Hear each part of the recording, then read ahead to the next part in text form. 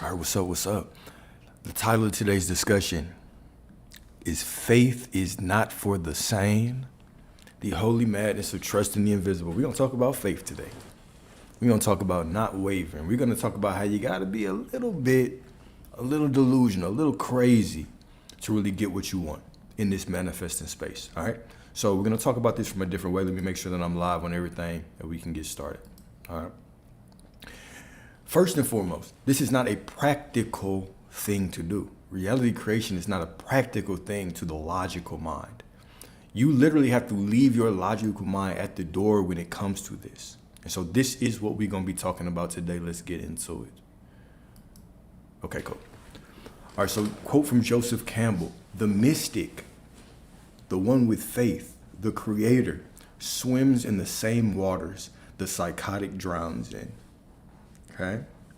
The one with faith, the master creator, the manifester, swims in the same waters the psychotic drowns in. All right? Faith is not safe. It is not a 5-step plan. It is not approved by your therapist or your inner skeptic. You are going to have to speak to your ego and say, all right, shut up. You've got me this far by being logical and trying to think of things that could go wrong, but I got this from now. I got this from this point on, okay? So they will call you crazy before they call you chosen, because faith, real faith, is not cute, polite, or logical. It is not a Pinterest quote or a quiet prayer before dinner. It is divine rebellion. It is staring at a sea and commanding it to split. It is building an ark with no rain in sight, walking into fire, expecting not to burn, raising your hands toward heaven when your world is collapsing. Faith is not for the sane. It is for the wild ones, for the ones who embrace delusion, for those whose vision is too large for this world, whose trust outruns their senses, and whose hearts have been branded by something eternal. You keep waiting for confirmation when what you really need is consecration. The ones who changed history didn't wait until it made sense. They obeyed the whisper. They moved with trembling hands and thunder in their chest. You say you want to live by faith. Then why are you still asking for permission to believe? The moment you stop needing the world to understand your calling is the moment you start walking in power. You weren't called to be understood. You were called to move mountains. All right, so let's get into this. Let's talk about faith in a very real way, right? Because people often ask the question, okay, how do I believe? Right? How do I have faith? How do I do this? What are the practical steps? Practical steps. Practical steps. The word has programmed you to be practical. We're going to step out of the practical box. You are going to create what you want in your mind, an image of what you would have. What scene implies you have it. And then you are not allowed to think against that scene, speak against that scene, until it comes into manifestation. This is a simple process, but it is not logical. It requires you to leave your logic at the door. So let's talk about this in a different way today. All right, so 1 Corinthians 1:18, "For the message of the cross is foolishness to those who are perishing, but to us who are being saved, it is the power of God." Now, we can talk about the resurrection in all kinds of metaphysical, metaphorical ways. I'm going to talk about it from a specific way this time. Just like we've broken down Eden in different ways, I'm going to talk about the resurrection from a perspective of manifestation and faith and overcoming suffering. So they mocked him as he hung there, okay, bleeding, bruised, abandoned. To the world, it looked like defeat. To the unawakened, it looked like foolishness, all right? I want you to perceive this from a metaphorical sense. Don't think about this in a historical sense. Think about this from a metaphorical sense and see what stands out to you. To the unawakened, it looked like foolishness. But what they didn't see was power in its rawest form, the kind of power that doesn't need to prove itself, the kind of faith that trusts source, that trusts God, even when the sky goes black. Christ didn't call down angels, he trusted, even in agony. He surrendered to a purpose greater than pain, and so must you. When the world thinks you've lost, when the voices laugh, when the silence is deafening, hold the line. The cross looked like the end, but it was the doorway to resurrection. Your darkest hour is not your burial, it is your becoming. Trust like Christ. Bleed if you must, but do not bow. One of the metaphorical, metaphysical meanings of the crucifixion is this. Even in your darkest of times when things look dark, you too can make it out. You too can find your salvation. You too can find your I am awareness in that darkness. It is often when we are planted like that mustard seed. Okay? And the quote that I'll say is the mustard seed, even though it's planted in darkness, knows one day it's going to be a what? Mustard tree. One day. This is the faith that you will have, that you need to have, even if you are buried. You have to have that faith in yourself, in your vision, in what you want, that one day you are going to come out of this. Right now, you have it. This is just another step. Every moment is just another step towards where you want to be. So the meaning of the resurrection is even in the most brutal of things, even when you think you're in the lowest of low, you can get out of it. And the only way to get out of it is with what? Your I am awareness. Jesus represented your I am awareness. So his dying on the cross and resurrecting means you can get out of whatever you want. You can get out of whatever you need. Okay? Another quote, Thomas Merton. Madness is not a state of mind, but a state of surrender to a truth too large for the world to accept. This is how some of your visions are going to feel. You have to be like children to enter the kingdom.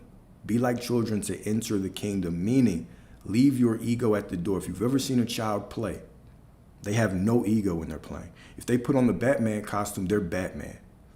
Tell that kid that they're not Batman. They're going to look at you like you are the one that's on drugs. What you mean I'm not Batman? Can't you see I'm wearing the outfit? Of course I'm Batman. I'm wearing the outfit. Are you blind? Right? This is the same way that you have to be. But we bring our ego into our desires, right? We look at our desires and say, oh, I want to be prosperity, but the job, performance reviews have already rolled around, right? We bring our illusion of self with us. You have to drop that and leave that at the door. Leave who you think you are. Surrender. All right? Know that the source within you, the divine within you, the God within you does all the work. All right? The mystic swims. The manifester swims. The creator swims in the same waters the psychotic drowns in. This isn't a game of logic. If you come into this manifested space with logic, before you can wrap your conscious mind around this, it's going to be very difficult for you. Okay? It's going to be very difficult. This is not a logical process. All right? So the madness of the call. All right? We're going to talk about scripture. Again, not from a historical perspective, but look at it from a metaphorical perspective. What are these stories trying to tell you about faith, about what you can achieve? Okay? So they called Noah insane for building an ark under clear skies.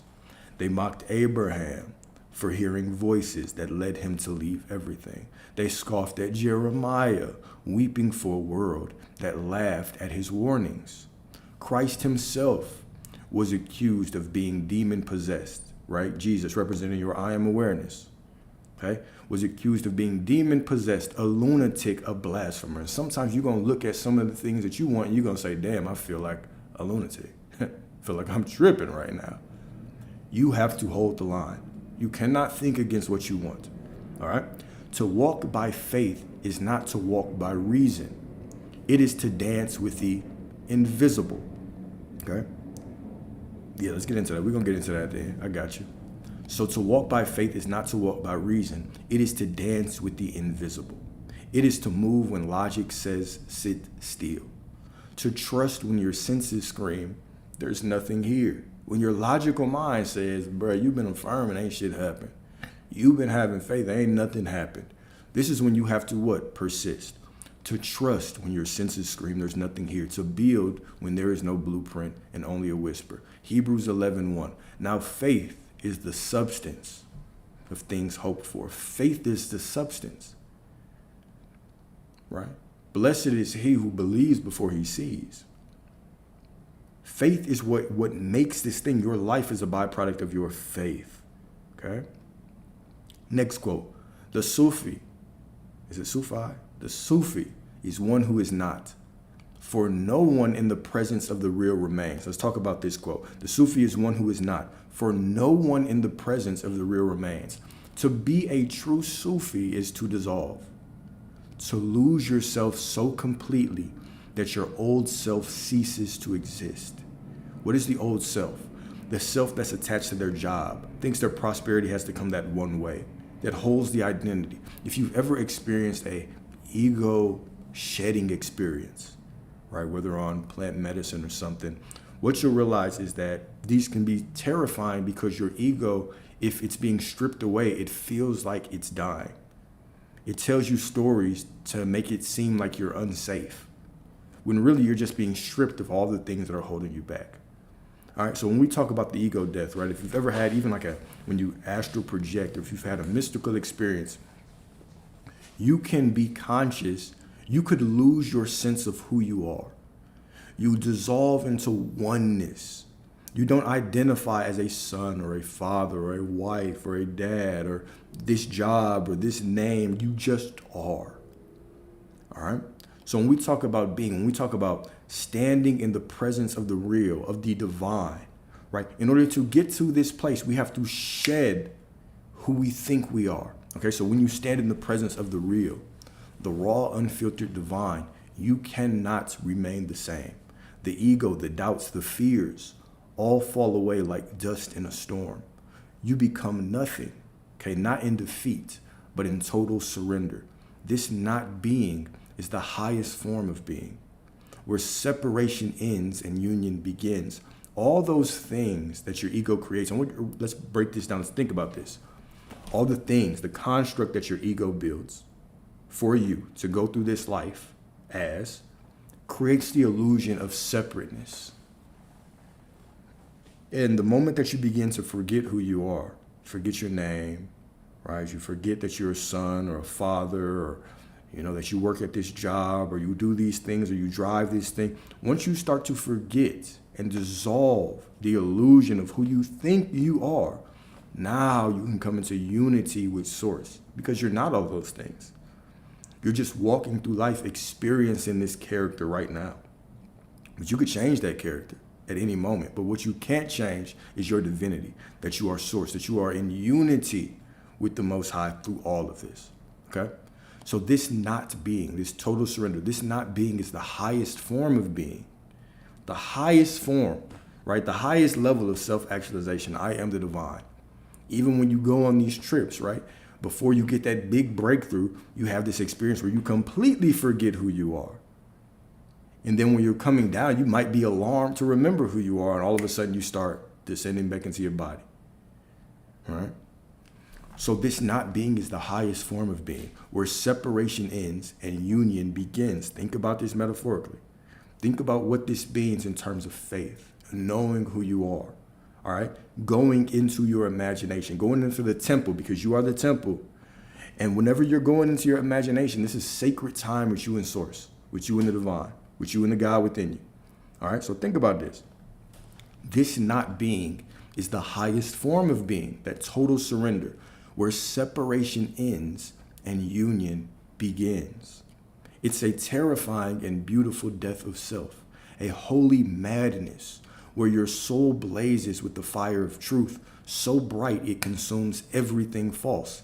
To stand before the real, to stand before the divine, Source, God, is to be stripped bare, raw, and reborn, free from every chain that once held you captive. What are the chains? The illusion of self, the illusion of a third dimensional identity is a chain. So be like children to enter the kingdom. When we talk about faith, we're talking about radical faith, man. All right? I have this desire in my mind. Anytime my ego tries to step in and tell me how it's going to be done, look, you've helped me.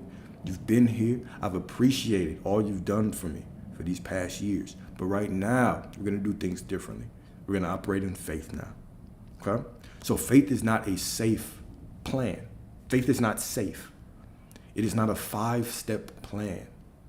It's not approved by your therapist or your inner skeptic. You're going to have to go against that voice in your mind. Okay? Faith is holy madness, a sacred irrationality, a willingness to be labeled delusional while building what hasn't yet materialized. All right? The great offense of trust. What if faith is supposed to offend the rational mind? What if every prophet, saint, and mystic wasn't mentally ill but divinely possessed? What if the spiritual path begins where control ends? Your logic can only help you in situations that you can control. And when you really think about this, your logical mind is an illusion because there's not much that you can control in life outside of what? Your mind, your thoughts. Your conscious mind's only job, really, is to stay in alignment with the things that you want to speak and think in the same direction as what you want. However, what do we use our conscious mind for? We use it to try to control things, control outcomes. And this rarely ever works. When is the last time you've ever made a perfect plan? When have you ever heard of a perfect plan? It's never happened. That's why you ain't never heard of a perfect plan. The moment that you create your plan, it is just a vehicle for source to do its will. It is just saying that you're willing to do something. That's all it's saying. The purpose of your plan is you are in a place right now. You think you're going to go down this direction and you know where you want to get. Your plan just means you know where you want to get. And as long as you know where you want to get, you'll get there. But as you move down the plan, right, you can only see what you can see right now, the 0.001% of reality in this room. You only know what you know, but you don't know the people you need to meet to help. You don't know the people that you have to meet that have to help you. You don't know the times that you're going to have to be in isolation to really integrate a lesson.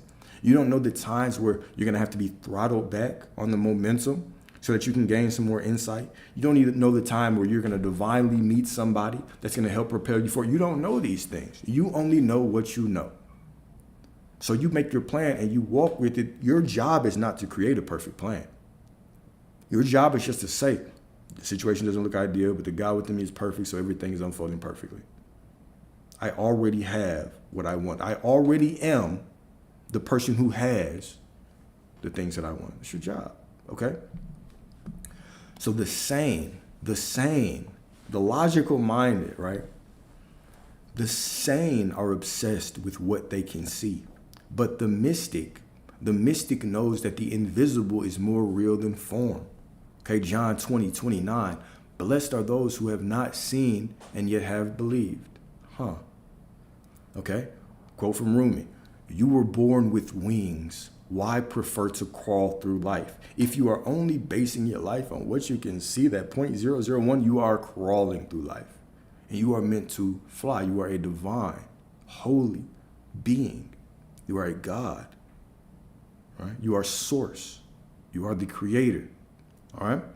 Quote from Victor Hugo, the soul has illusions as the bird has wings. It is supported by them. Those things that you believe are illusions, those callings from your soul, okay? This is what supports your soul. It's chasing these illusions. It's holding that vision constantly in your mind. It's actually using your consciousness the way it's supposed to be used. Your conscious mind is not meant to figure everything out. It can't do it. It never has. It just leads to frustration. Your conscious mind is meant to enjoy the moment and bless everything as going in your direction. It's all perfect. The source within me is too perfect. It's too perfect. I'm always in the wish fulfilled because I'm always in the state of the wish fulfilled because I always am source. Doesn't matter what it looks like, it's always working out for me. Thou shalt decree a thing and it shall be. Okay? Sanity clings to predictability. Faith walks into fire, smiles at giants, and sleeps in lions' dens. Faith doesn't wait for evidence, it becomes the evidence. And maybe that's what terrifies the world. A person who trusts source, who trusts the divine over circumstance is uncontrollable, untouchable, and unshakably free. Burn the map and walk the wind. All right, burn the map and walk the wind. If you are waiting until it all makes sense, to your logical mind, you'll never move. If you are waiting until you're no longer afraid or nervous or have anxiety, you will die in the wilderness. Okay? Sometimes the most faithful thing you can do is act like a madman. Act like a psychopath, man. Shout the vision that no one sees. Build the temple no one believes in. Leave the city without a destination. All right? Trying to deconstruct this idea that this manifestation game is supposed to be logical. Life isn't logical. That you can go inside of a woman and create a child is not logical. That you look outside and you have trees and grass growing out the ground is not logical. That we're driving around in machines with 4 wheels at 70, 80, 90 miles an hour is not logical. That we get in the plane and we trust a pilot we can't see to fly us somewhere, it's not logical. That no one on this stream has been high enough to see the earth, but we trust that the map looks the way that it looks on the map.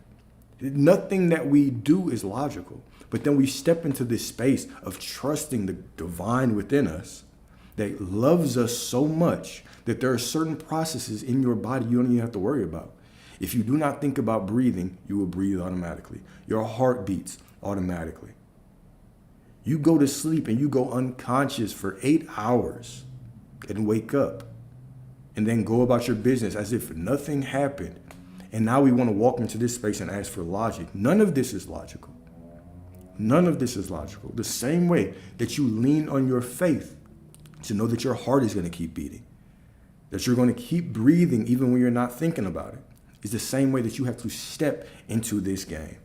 Okay? Sometimes the most faithful thing you can do is act like a madman. Shout the vision no one sees, build the temple no one believes in, and leave the city without a destination. Okay? Hebrews 11:8, by faith, Abraham obeyed and went, even though he did not know where he was going. Right?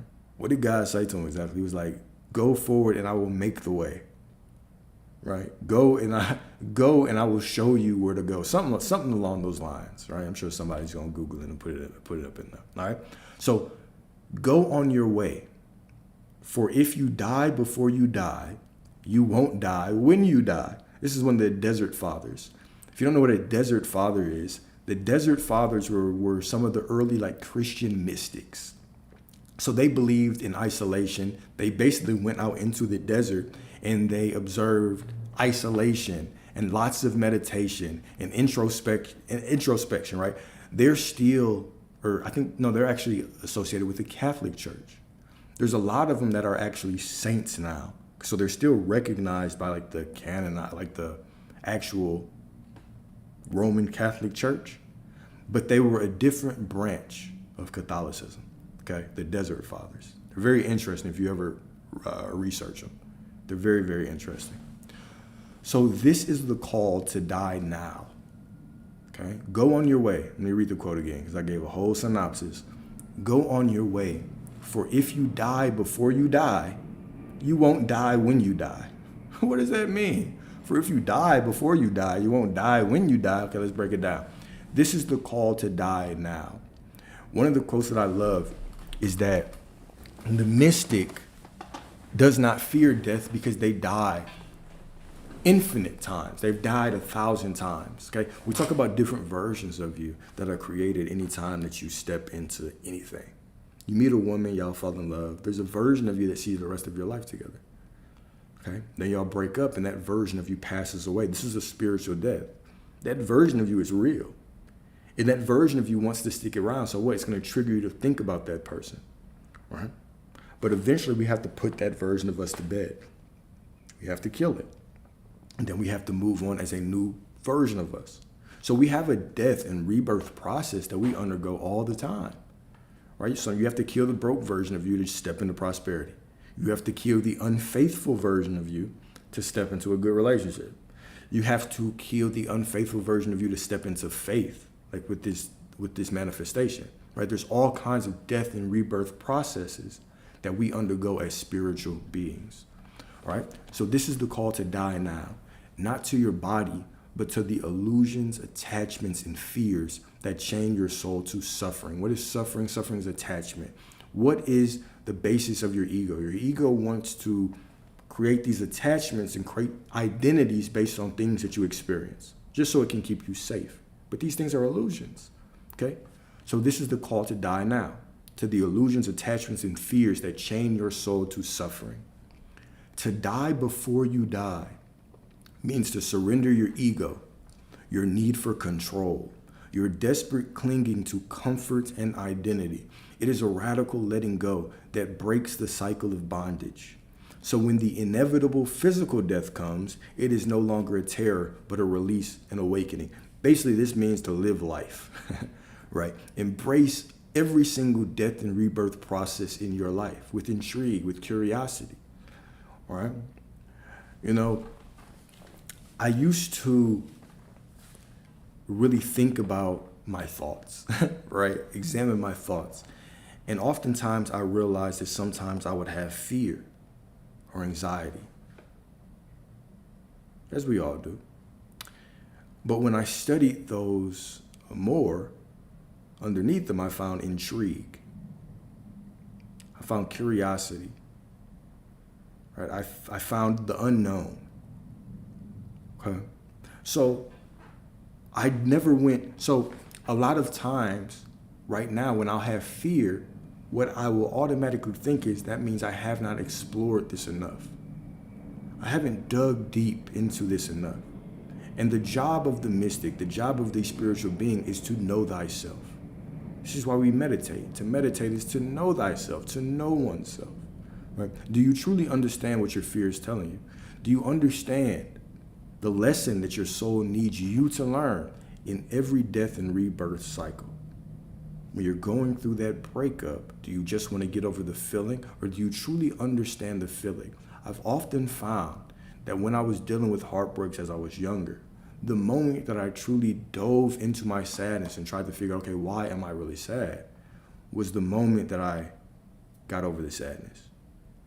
It was as if the sadness, the fear, the anxiety is calling us to explore it, to get to know ourselves. And in getting to know ourselves and being curious about who we are, about the things that our soul wants us to learn on this journey, now we do not fear death. We know that every single painful situation that we experience is an opportunity for growth. It's an opportunity for transmutation. It's an opportunity for transcendence. It's an opportunity for clarity, to get to know myself more, to get to know what I want more. Right? So when you constantly attack these death situations, now when you actually get to the real death, you see it as liberation, because you know what is next. Right? Your soul is unchanging, it's undying. You're simply shedding this body and then going on a new journey, starting a new chapter in your experience. All right? So those who refuse this inner death remain slaves to pain and illusion, trapped in endless cycles of fear. When you don't face your fear, and we can talk about this specifically on this manifesting space too, when you have this desire and you do not face your fear, you don't really attack. Why am I feeling anxiety? Do you just try to suppress it and feel good because you think feeling good is the secret? Or do you actually go and figure out, why do you have this anxiety? What is this trying to tell you? Do you allow yourself, do you allow your soul, do you allow the feelings, the emotions to give you more clarity on who your ego is trying to be, on the stories that you are telling yourself? Because as you encounter, as you confront these stories, now you can drop that old, outdated version of you, right? I was just remembering myself incorrectly, and this is why I had this negative story. So those who embrace this holy death live free now, unshackled, unafraid, and ready to meet the ultimate transition with open arms. The true resurrection begins with the death of self while still alive. So of course this veered off a little bit, but let's get back on the path. All right, God's will is not a destination, but a dance in the dark. All right? You're not always going to see everything with clarity. All right, people, we always want the practical thing. Give me practical things. All right, show me how I can do this. How do I have faith? How do I know it's happening? Shit, you just know. Shit, if you know, you know. How do you know? You just say you know. You declare that you know. You just know that you know, and that's it. I can't tell you how to know. You can't tell me how to know. How do you tell someone how to know? To know, like to be, to embody something. How do you tell someone to do that? Right? This is a decision that you have to make. You have to step in faith. You are the creator. If you say that right now you're walking in knowing, you are. If you say right now you don't know if you're walking in knowing, then you aren't. It's simply a decision. Okay, so God's will is not a destination, but a dance in the dark. Are you able to embrace the dark, right? It'll be like Bane, right? Bane, when he was whooping Batman's ass, right? You merely adopted the dark, right? I was born in it. I didn't see the light till I was a man, and by then it was nothing but blinding. Right? You have to be willing to dance in the dark. Confront the dark parts of yourself. This is that true Carl Jung shadow work, man. You don't fear the dark and run from the dark just because you're getting these things. You keep your faith, and then you become curious enough to say, on this experience, I'm going to be creating for the rest of my life. I might as well confront these feelings, or else I'm just going to run from them forever. Doesn't sound fun. You are divine. You don't run from shit. You transmute everything. Every emotion is just something for you to use to get to where you want. All right, so you don't need clarity. You need courage. You don't need validation. You need vision. You don't need everyone to understand you. You don't need anyone to understand you. Matter of fact, you don't even need your ego to understand you. You just need to be willing to look crazy for a little bit. Because the same crowd that calls you mad will one day call you chosen. I'm going to say chosen instead of master. Okay? The same crowd that calls you mad will one day call you chosen. Okay? So this is the invitation. So here is your divine dare. Tear up the checklist. The 1, 2, 3, 4, 5 step process that you believe that you have to do to manifest. You got to try to be extremely logical with it. Throw away the timeline. Let your prayers sound like madness. Let your steps look like rebellion. Let your heart beat with the rhythm of eternity. You weren't born to be normal. You were born to shake the earth with your belief. And the moment you stop needing others to understand your faith, you are finally free. Okay? The mystic swims in the water. You were born to swim in the waters that the psychotic drowns in. Embrace your madness. Trust the invisible. Faith is not for the sane. You have to be a little bit off. You have to be a little bit off to walk and believe before you see. Okay? So John 3:8, the wind blows wherever it pleases. You hear its sound, but you cannot tell where it comes from or where it is going. So it is with everyone born of the Spirit. The wind is wild. Let's break this down. The wind is wild, untamable, and mysterious. It moves beyond human control. Water's so good. Man, the wind is wild, untamable, and mysterious. It moves beyond human control, flowing unseen, yet powerfully felt. What else is like the wind, unseen but powerfully felt? We hear its whisper, sense its presence, but its origin and destination remain hidden. This is the nature of the Spirit within us. Those born of the Spirit are not bound by predictable paths or rigid plans. You are born by the Spirit, okay? Those born of the Spirit are not bound by predictable paths or rigid plans, aka your logic. They are carried by a force greater than themselves, guided by a divine current that no mind can fully grasp. Stop trying to grasp the invisible, infinite intelligence. It is infinite intelligence.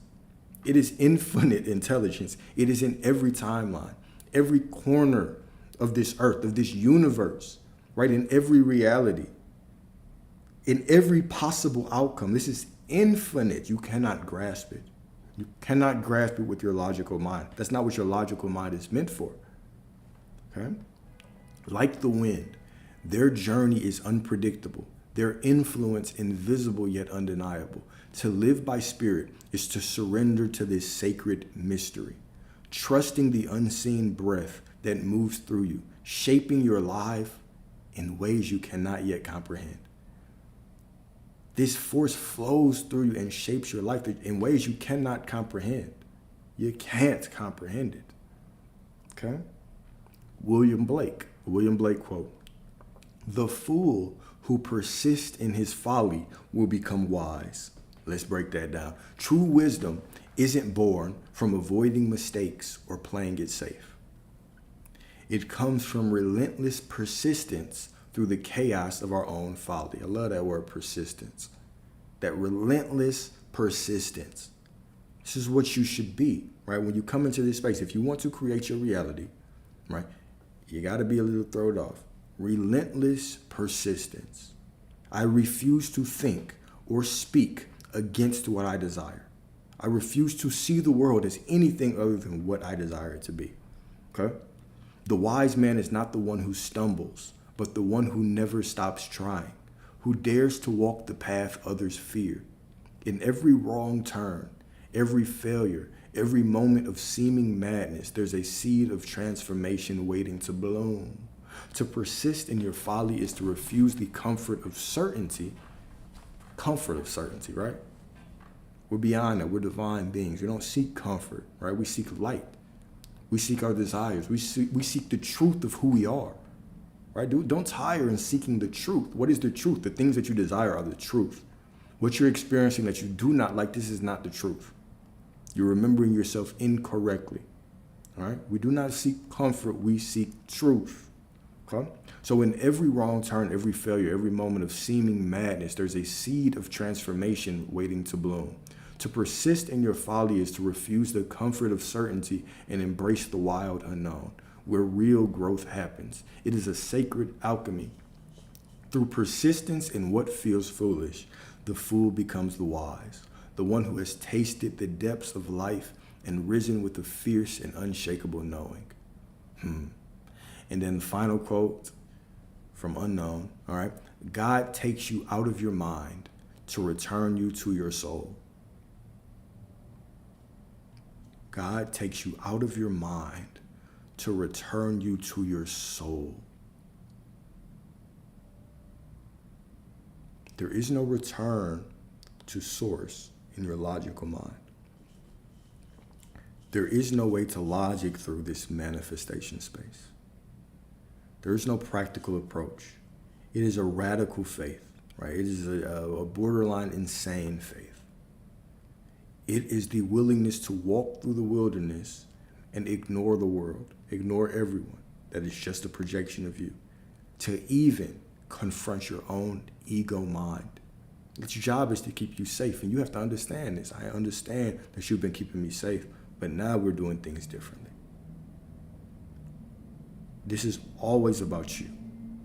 It's not about anybody else, okay? The people out there that are telling you you can't do it, those are just reflections of you reflecting your doubt.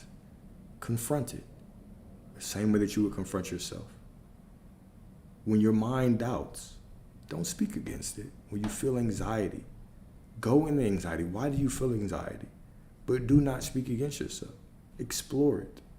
Typically, what I find beneath anxiety and fear is always an intrigue, a sacred curiosity that is not grounded, so it becomes anxiety. A sacred curiosity that is not grounded, so it becomes fear. You can ground it in the truth of who you are. But you can explore it and say, okay, where have I been telling myself the false story of who I am? Where have I been remembering myself incorrectly? Where have I been forgetting that I am source, that I am the divine, that God is within me, that my Father does all the work? It doesn't even make sense for me to be anxious. Therefore, I need to explore it. Not because my anxiety will hold me back. It won't. Because I want to be more solid in my faith in who I really am. The Most High Source goes before you and does everything. Works in ways that are incomprehensible to you. Moves in rooms that you're not in. Your name is floating in rooms you're not in. Your prosperity is building up in rooms that you're not in places that you can't see, in things that you don't know, in moments that you haven't walked into yet. Okay? This same consciousness that's so invested in you that it keeps your heart beating without your awareness. It keeps you breathing without your awareness. It keeps your body healthy. It runs all these internal processes without your conscious mind. This is how much love, this is how much of a vested interest this source has for you. Okay? Okay? The same source that creates worlds has such an interest in you that it keeps your body functions running, even when you jam-pack your vessel with McDonald's, right? Even when you do all them things to your body, it still keeps an interest to fight for you without your conscious awareness. How divine is that? Okay? God takes you out of your mind to return to your soul. Remember who you are. You were never unloved. The source within you loves you infinitely, more than you could ever imagine. Okay? So a couple questions for reflection. Number one, what would you do? What would you do? WWYD. If you stopped trying to be reasonable and started being obedient to the voice within. What would you do if you stopped trying to be reasonable and started being obedient to the voice within? What would you do if you actually walked in the faith that you said you had, right? What would you do? Number two, who or what are you waiting on to believe what God has already showed you? What are you waiting for? Are you waiting for practical steps? Are you waiting for something to magically click in your mind? You know, speaking of clicking in our mind, it just snapped. Another example came into my mind, right? When I first started trading, I would hear traders say, oh yeah, I was trading for 2 years, and then just something clicked and I got it. And I was like, okay, cool. If I just keep doing this, one day it will click. It took me a little over half a year to really start making a profit in the market.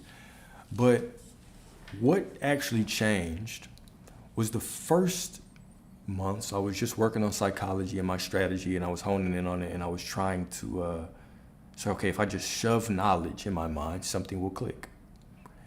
I've also heard in the manifestation space, if I just have faith and I, get all this information, I read Neville, one day it just clicked and everything changed. You know what clicked for me with trading? And I'll tell you what clicked in manifesting. What clicked in trading for me was that this shit is just like everything else in life. It was just like everything else. Right? I have to be good at it for it to work. I have to be disciplined for it to work. It was simply me. I just had to make the decision to stop doing dumb shit. That's what clicked. Oh, this is just like everything else. There's no magic moment where this clicks. The people that are successful in it just don't make mistakes. They just don't do dumb things. They actually go into the market like professionals. That's it. They're accountable. The key word, accountability. That was it. And what clicked on this manifestation journey was, whoa, if everything is me, then there's nothing for me to worry about out there. And everything is done. There's nothing to worry about out there. I can't change this woman. I can't change my current bank account. Those things are done. I simply have to become a different person, and then I get a different version of them. I step into a different reality. You don't want to change that thing. You don't want to change that person. Who they are right now is who they are. You don't want that person. You want a different version of them. To get a different version of anything, you have to be a different version of self, right? And then I realized, oh, it's not just good enough for me to want it. It's not good enough for me to think that I have it on Tuesday and all day Wednesday I'm tripping out and I'm creating a story of not having it and looking around and trying to figure out where it was. I have to be damn near insane. I have to be so committed.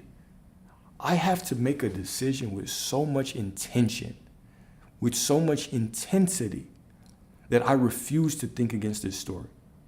And I have to make it difficult for me to think against it. If I catch myself thinking against it, then 10 times, as many times or as long as I was thinking against it, I have to think for it. And I do this until I become the person that never thinks against what they want. And as I started doing this, I saw my life start changing in little ways. Little things, my relationship with my parents, relationship with my sister, relationship with women, relationship with money. All these things just from me being a different person. Everything is like everything.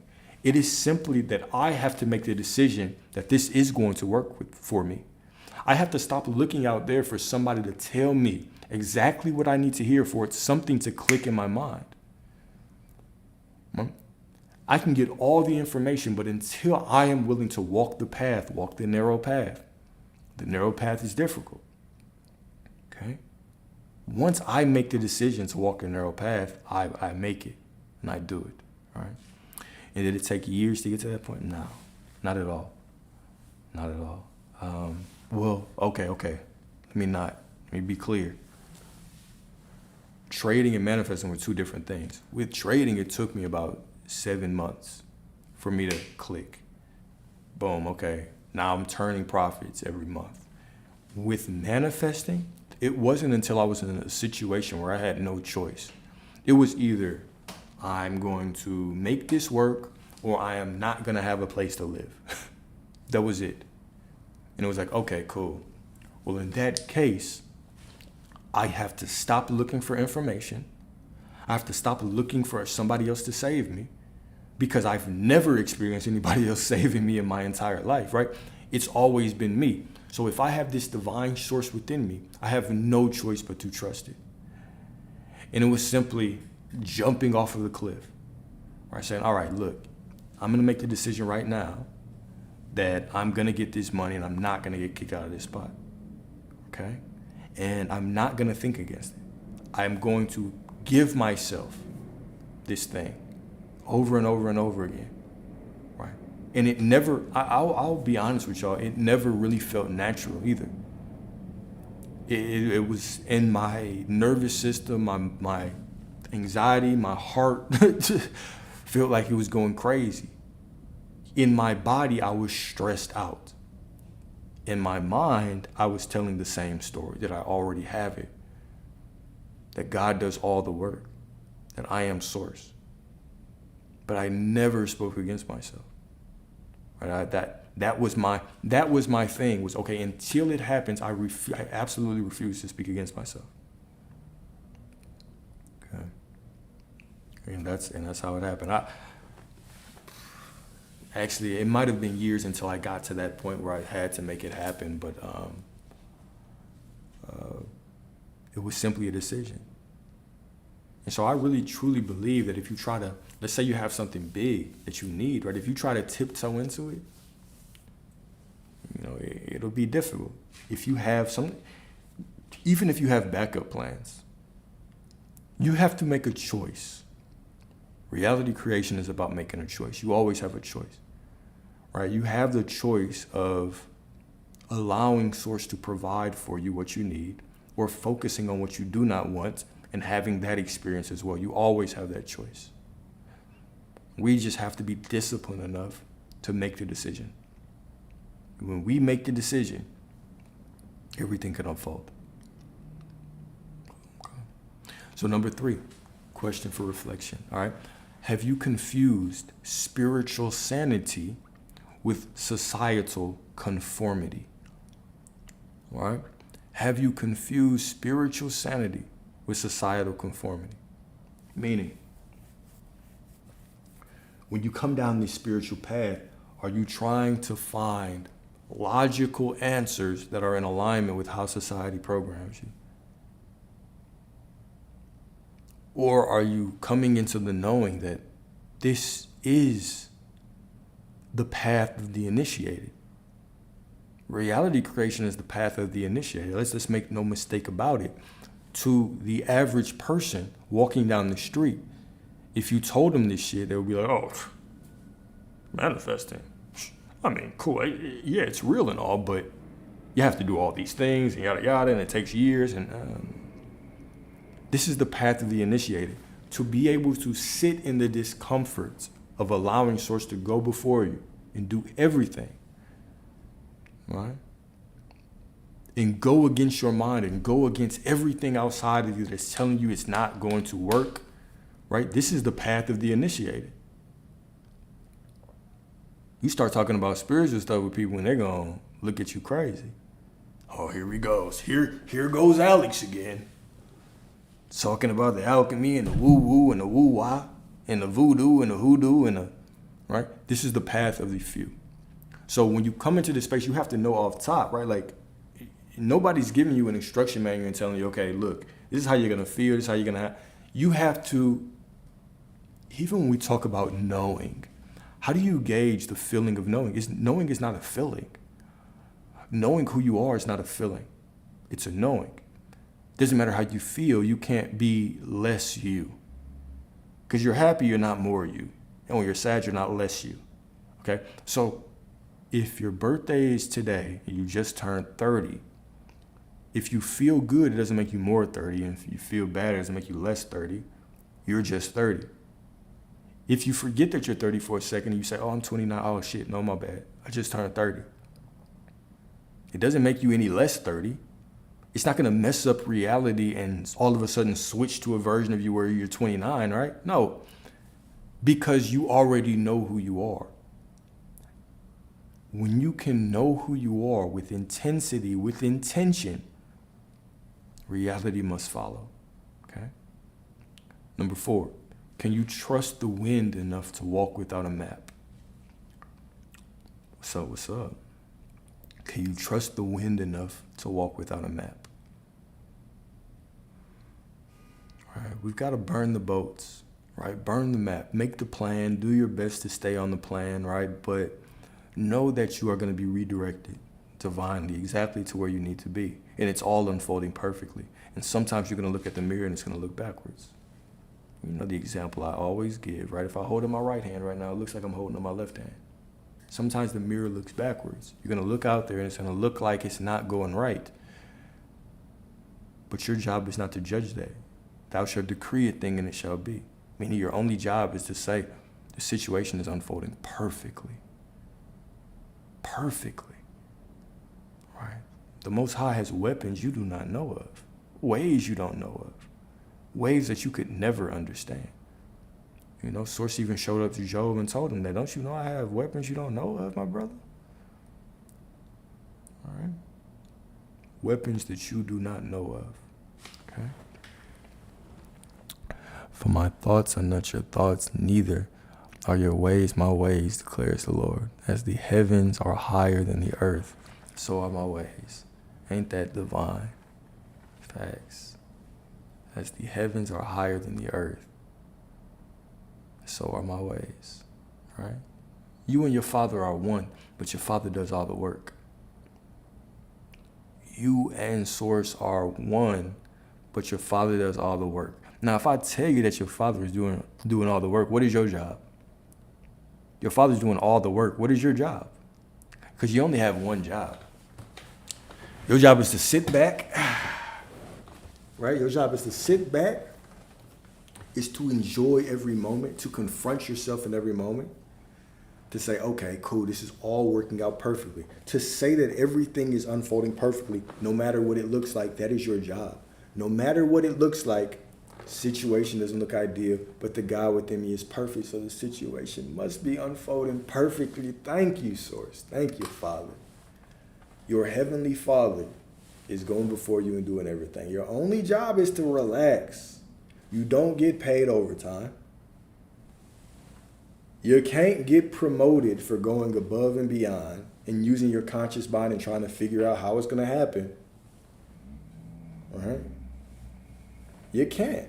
You have one job every day. The moment that you're in right now, enjoy it. Look around right now. Wherever you are, look around and find one miracle. Shit, just that you're in a building right now is a miracle. Air conditioner on is a miracle. There's places without that. You can drink cold water, that's a miracle. You are breathing consciousness, oxygen into your divine lungs, that's a miracle. Right? You made it through another day and everything is okay right now. Right now, everything is okay. Everything is perfect. That is a miracle. Right? Could you call your mom today if you wanted? Could you call your brother, your sister, your spouse? Could you hug somebody? Could you exchange love with somebody? There is a miracle in your life. Right? This is your only job, to appreciate every moment. And then the things that you don't want, say that they are perfect anyway. And guess what? They will fade away and be replaced with something more in alignment with you. This is your job. Your job is really easy. But it doesn't make sense to the logical mind, right? The logical mind wants to plan shit. The logical mind believes it's the ultimate planner.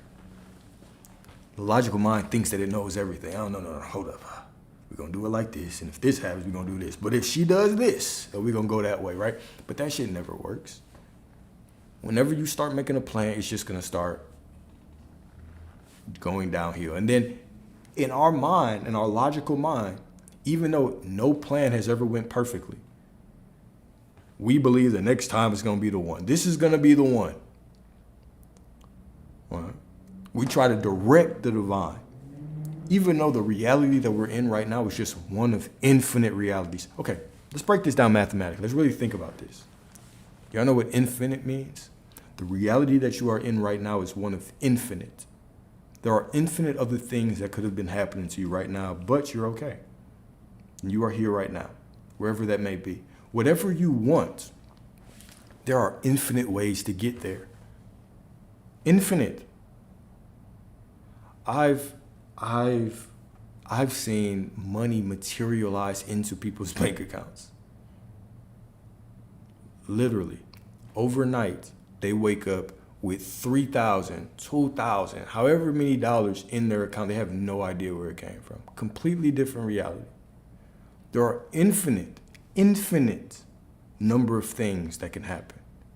Infinite number of ways that you can get from where you are right now to where you want to be.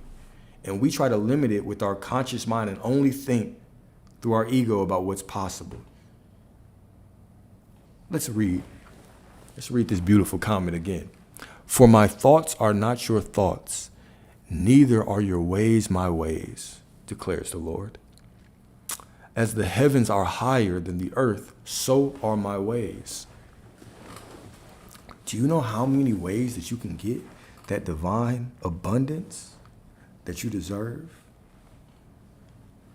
Infinite. More ways than you can imagine. More ways than you can imagine. You could not possibly imagine the ways that you could get it. Why worry about it? Just know that it's done and enjoy this moment. Right now, everything is okay. Right now, it's all a miracle. Even if you don't like it, even if you don't like where you're at right now, you created it. That's a miracle. And because you created it, that means you can choose differently. You don't change anything. You change who you are and you switch to another reality. You don't want the version of that ex that's in this reality. You don't want them. You want to switch to another reality where they are ideal for you. Where they are the version of you that you want. You don't want that same bank account. You don't want money to flow to you the same way. You want that more abundant bank account. That bank account that just is overflowing. It's crammed and jammed with money.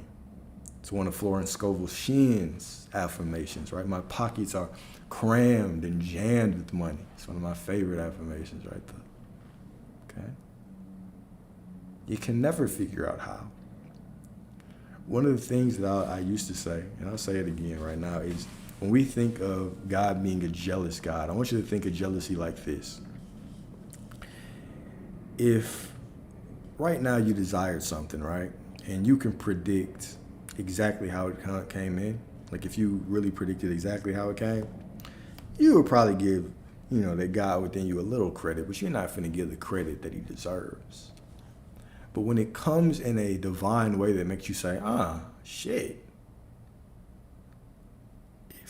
it felt that was nothing but source. I had no idea it could come like that. Now all of a sudden you're gonna give the Most High more praise. If you want to think about God being a jealous God, think of it like that. That the divine within you wants to do things in ways that remind you of who you are. That remind you of what's in you. That reminds you of who you are co-creating with, right? You're not co-creating with Jim or John that you know, right? You're co-creating with the creator of worlds, the same power that creates the heavens, the earths, the solar system, the galaxies. By heaven, I just mean sky. Don't go crazy, right? The same power that creates all of that has also dwelt within you. It's also walking through life, going before you and creating whatever you want and whatever you need. That is divine.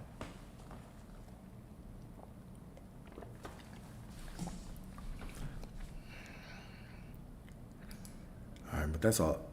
That's all I had today. That's all I had tonight, man. Y'all got anything that y'all want to talk about? Any questions? Oh, shit. Ashton, what's up, bro? You know, I haven't been checking this Instagram. I just been looking at the chat and TikTok and YouTube. But how does one begin to know themselves that deeply? I'm assuming that you're talking about the fear and the anxiety, things like that, right? In order to know yourself, you have to study yourself. You have to truly become the CEO of your life, right? One of the divine aspects, you're born curious. Humans are born curious. If you look at children, children are curious. They're always trying to figure things out and understand things, right? The older we get programmed not to think deeply, but to think in a specific way, right? School teaches you how to think in a certain way and do tasks. It doesn't really teach you how to confront yourself, dive into yourself, right? Once you become curious of why you are the way you are, how are your behaviors and your patterns? How were they brought up? What are they trying to tell you? When you stop thinking that life is coincidental in any way, and you realize how divine you are, and you realize that Source speaks to you in patterns and codes, then you'll start looking at everything that happens in your life as a message from Source. It's all a message, right? The person that cuts me off in traffic is just as much of a message as me praying for a sign to see, blue jays, and all of a sudden I see a flock of them flying right at my head when I'm walking down the Katy Trail today, right? Like, all these things are lessons. So if I have a feeling of anger right now, or a feeling of anxiety, well, the unconscious thing to do is maybe run from it, or maybe I'll just feel it. I'll just let those feelings come up and flow through me, or whatever they say now. But the more conscious I become, the more that I truly want to understand parts of me. Because I understand, number one, that anxiety is just energy. It's flowing through me. But I also understand that I'm feeling this negative because I have a story that is negative that I've been telling, right? Or because oftentimes emotions manifest in the body before they actually manifest as thoughts. So one thing that you'll notice, if you've ever been through a difficult heartbreak or whatever, you could be triggered by something over and over again, and it could cause like a pain in your side or your stomach or your heart or your shoulder or whatever. And you could get this pain, and that pain actually triggers thoughts. This is one of the reasons why the body is so intelligent. The body, your consciousness, your logical mind, right? It wants to do things to protect you. So oftentimes your body will have reactions and it'll think for you. And so you'll store memory in your body. It's a whole nother discussion, right? But the best way to really get down that path of knowing yourself is pay attention. What is your anxiety trying to tell you? All right. What would I have to believe to be true for me to feel anxiety right now? What do I have to believe to be true for me to feel angry right now? For me to feel offended or fearful right now? Start walking backwards, right? The 5 whys is an exercise I always talk about. It's what we did in tech. Whenever I worked in tech, right, we would ask the 5 whys to break down a problem. So if there was an issue in the network, something goes down, it's okay, why did it happen? Well, first, what happened? Well, I have anxiety. Why? Okay, boom. I'm just a little bit nervous about this situation. Why? Because every time I've encountered a certain situation or a similar situation, this is what happened. Why? Right? And you continue to ask yourself why until you can't ask why anymore, or you get to 5. Typically, by the time you get to 5, you found the root cause. So instead of just saying at the surface level, we want to dive deep, right? You want to dive deep. Just the way you want to dive deep in your woman, you want to dive deep in yourself, right? You want to understand yourself deeply, intimately. This is the only vessel that you're having. You want to understand it. You want to understand its triggers, Okay, you want to understand what drives it. You want to get a better hold on the stories that you're telling. That way, you can be less distracted by your brain trying to create a story to match a feeling, and you can just be conscious that I have an emotion. I have a deep power right now, right? Because your ability to feel deeply is just showing you how powerful you are. Energy is just energy and motion, or emotion is just energy and motion. It's not negative, it's not positive, it's really neutral until you judge it. So instead of me worrying about the story I'm telling, I simply take that emotion, that energy, and I point it in whatever direction I want to get the things that I desire. All right? To get the things that I desire.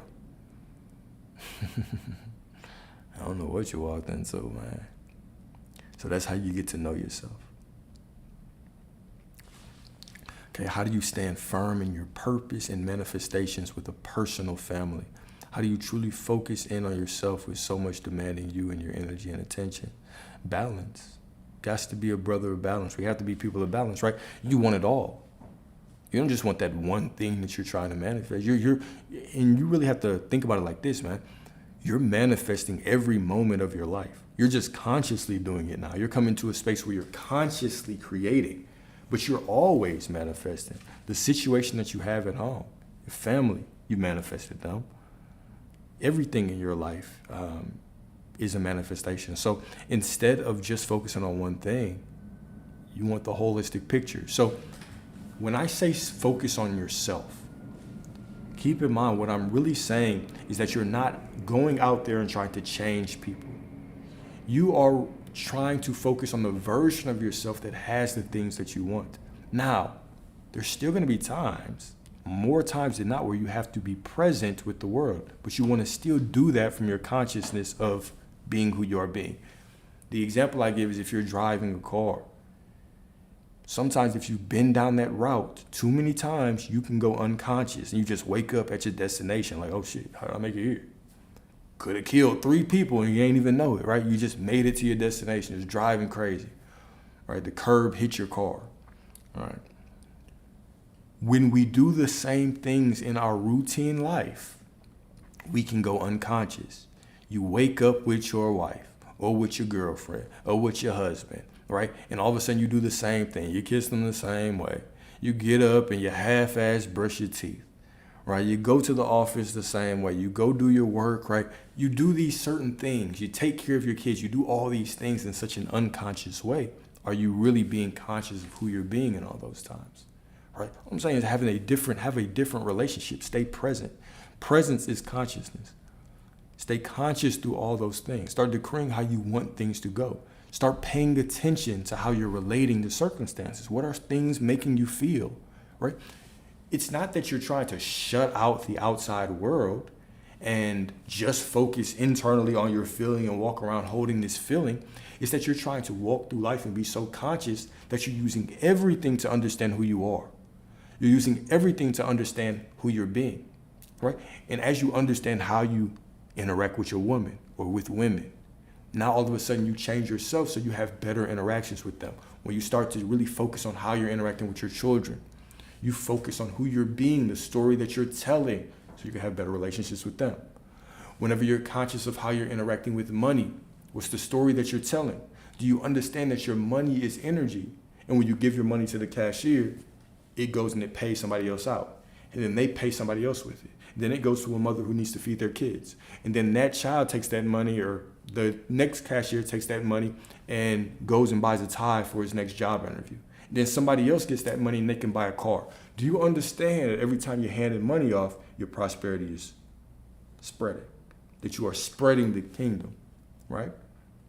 Or do you say, damn, right? I don't want to spend this shit. How do you relate with everything? So when I'm talking about consciousness, I'm talking about it from a holistic perspective. You don't just focus on yourself and become a hermit. You use every stimulus in your life. You remain conscious through them. You start to understand how you relate to everything. And as a byproduct, you become better, sharper, wiser, more divine. Well, you really can't be no more divine, but you come into more of a conscious awareness of who you are, which in turn causes reality to change. Okay?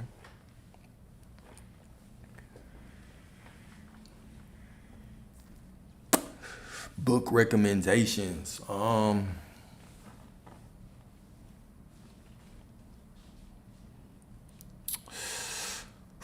Great question. Depends on what subject. First thing that always comes to my mind when I think of a book recommendation, the one book that really changed my mind the most is, well, from a masculinity perspective, is The Way of the Superior Man. But I'm sure you're not asking about that. So when it comes to spiritual, I like all of Dr. Joe Dispenza's books, right? Becoming Supernatural. What are his other books? What is the one about overcoming yourself? Anyways, Dr. Joe Dispenza. I love Dr. Joe. I love Neville Goddard, all of his work. His work really changed my life. Neville Goddard's work really changed my life, right? I live by the law of assumption. I'm sure that y'all can tell. I live by the law of assumption. So the power of awareness, right? Any Neville Goddard. But one book that I truly love as well is The Secret Teachings of All Ages by Manly P. Hall. It reads like a textbook. It's thick as hell. So he actually wrote that before he became a Freemason. But the book it gives a lot of information on a lot of things. Really, really interesting. One of those books that you can go in and you can just read a little bit about something here and there. Okay. And Esther Hicks, Abraham Hicks, like Bashar. I like Joseph Murphy a lot. A book, Psycho-Cybernetics. That's a good book. Matter of fact, let's see if I can.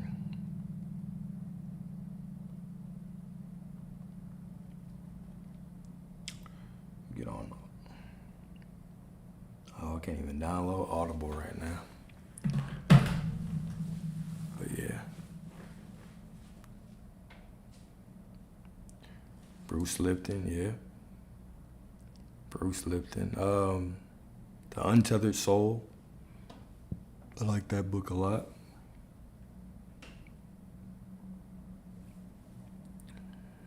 I think I missed, pretty sure I just missed something. I can absolutely talk about soul ties. From what perspective? Do you want to just know about them just in general? Do you want to know how to break them? How you want to talk about soul ties, man? Set the stage. Set the stage for me. And I got you. You joined right on time for the soul ties. How to break. All right, we can talk about how to break them too. Even though it's a very easy answer. Just say that you. Just say that. Just say the word.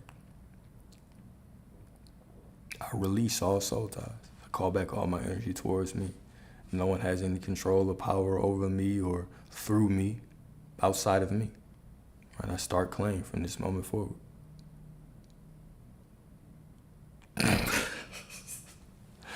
Shit, that's you then. That's your power.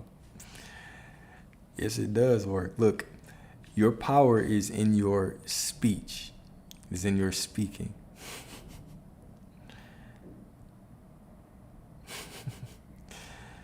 If you say it don't work, it don't. Thou shalt decree a thing and it shall be. So you already know that. But let's talk about soul ties in general. Soul ties get a bad rep. Soul ties are actually very, very beneficial things. Okay? Very, very beneficial. You want soul ties with the people that you want, or with the person that you're with. All right? Yeah, throw a little abracadabra in there.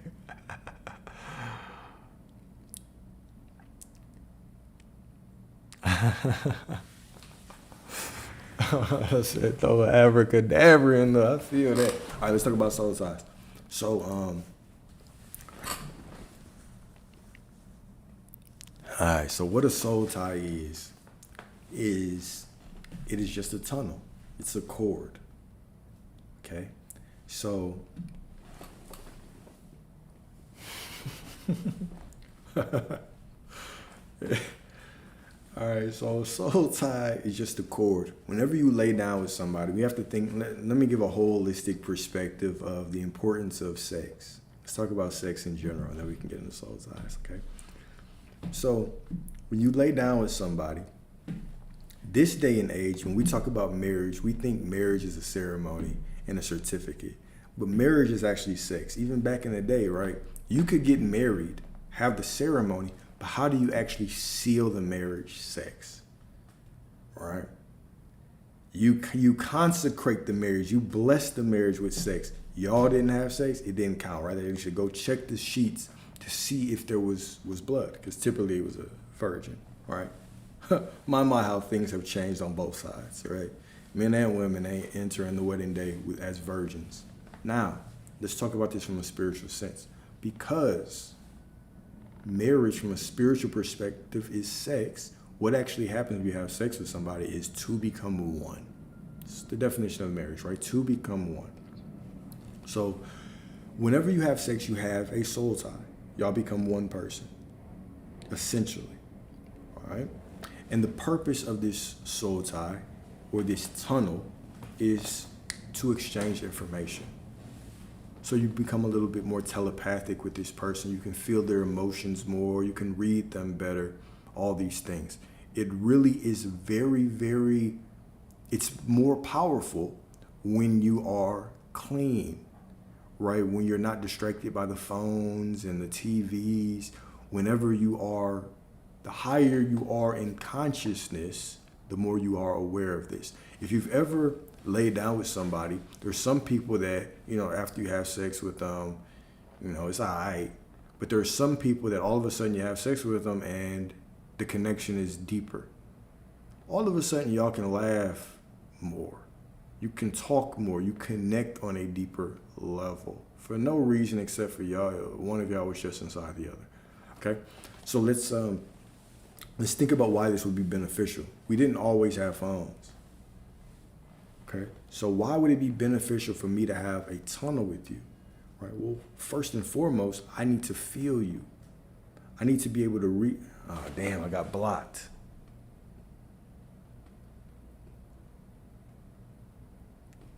Damn, why did I get restricted? All right, so, oh, well, it don't matter. So why would it be important to have this soul tie? So let's say that y'all go out, let's say the husband or the man goes out to war and they're coming back and all of a sudden the woman's like, it doesn't feel right. I don't think he's going to come back. Or she knows he's going to come back. You have more of a connection with one another, so you would be able to feel these things. You're also going to be able to feel if something's wrong with the child, if you got to hurry home to get home to your woman, right? All these things play a factor, okay? So the soul tie is good for this reason. Now, another reason why it's good is because we know when two join together, the prayer is stronger than one. We also have debunked, right? Prayer is not just when you get down on your knees and you fold your hands. Prayer is every thought. Every word that you speak is a prayer, right? Because it's coming from the temple of you, right? Anything that you say in the Father's name is a prayer. The Father's name is I am. So anytime you declare yourself to be anything, consciously or unconsciously, you're saying a prayer. Everything outside of you, every circumstance, every person comes from within you. The kingdom is within you. This is all the kingdom. So you're never saying them or they or it. You're always saying I am. Okay? So everything that you say about yourself, about anyone else, you're always praying. Now, you ever been with somebody and all of a sudden it's just so good. It's so great in the beginning. Life just seems better. You're working out more, right? Your money just stretches longer. It's such a deep connection. Even the air feels better, right? Everything just feels better because y'all are together. Now, what also happens is you guys can share goals. So this man might say that he wants to achieve something. And that woman that he's sleeping with, you have that divine tunnel. She sees the best in you because she loves you.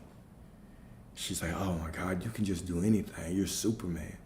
Big Hercules, right? And so now both of your thoughts are pointed in the direction of success. So two of you are praying in the same direction. So when more than one person join in prayer, it's quote unquote stronger. Okay? Now what happens when y'all fall off? Right.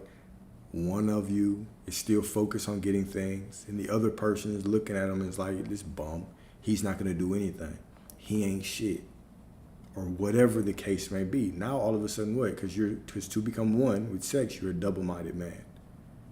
So the soul ties, you can tell, is very beneficial when it's with one person. But what about when you have it with 18, 25, 37, 82, right? Now, all of a sudden you have all of this mixed energy with all of these people, okay? It's not benefiting anybody. So sometimes, we also have to understand the spiritual nature of sex when it comes to cleansing. You forget how divine and how intelligent your body is, right? Like a woman's womb is intelligent. So a woman is a spiritual and emotional center of a home.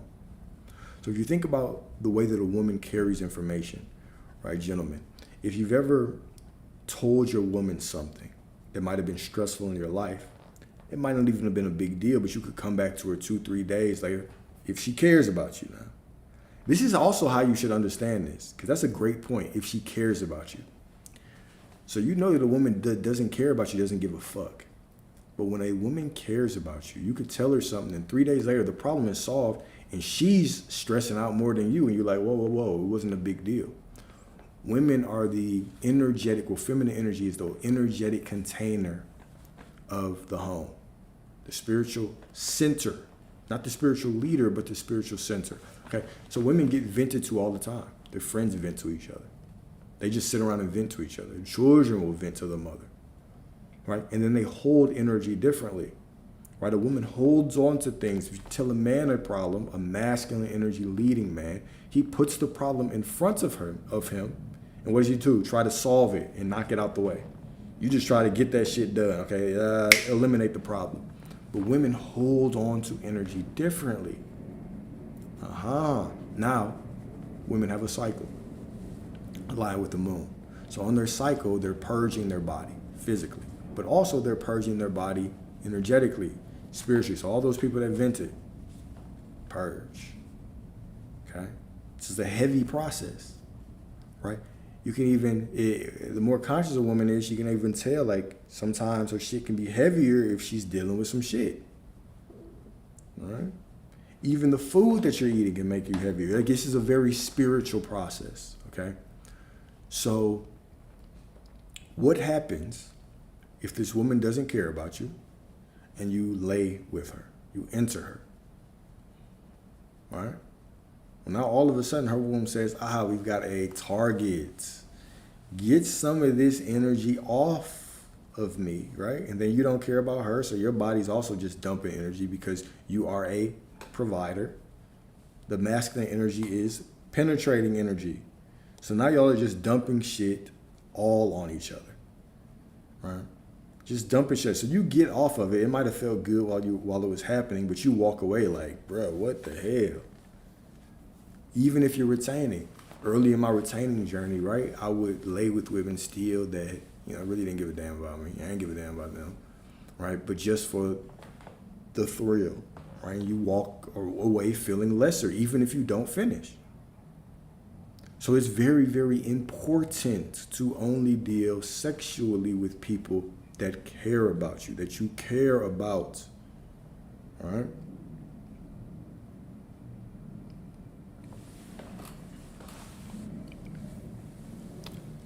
Yeah, it's definitely a monthly ceremony of release. And should you force yourself to be intimate with a good man if your body is not open up to him? Hell no.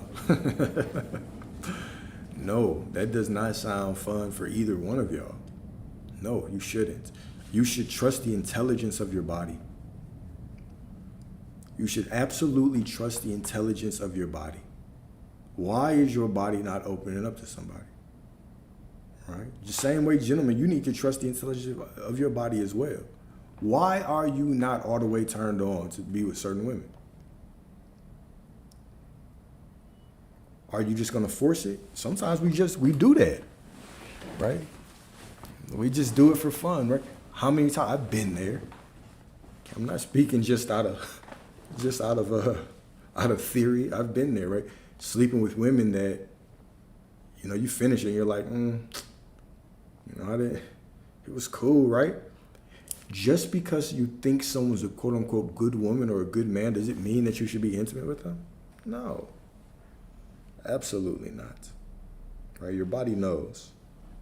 Your body is divine. It knows what it should have. It knows where it should be. Okay. Now, I will say this with a caveat. Okay. So let's say that you're married. Let's say that you're married. You haven't had problems having sex before, right? Y'all first met, there was a whole lot of sex. It's a whole lot of sex, and then you get married, and the sex, you got the ring, huh? Right? Now, how do you navigate this situation? Interesting thing is, I talk to a lot of married couples, right?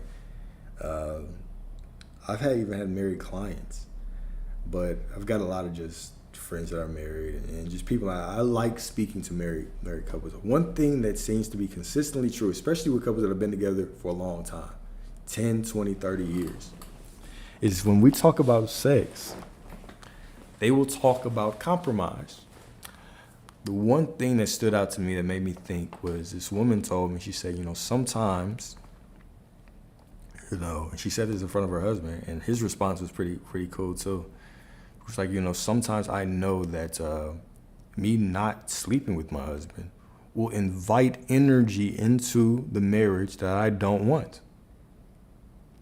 And so as a wife, I give him what he wants, knowing that on the way there, I will be turned on.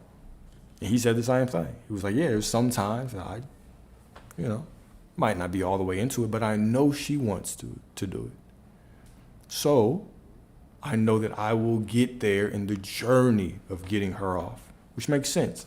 Also, a lot of these married couples out, they've talked about the concept of a sexual fast.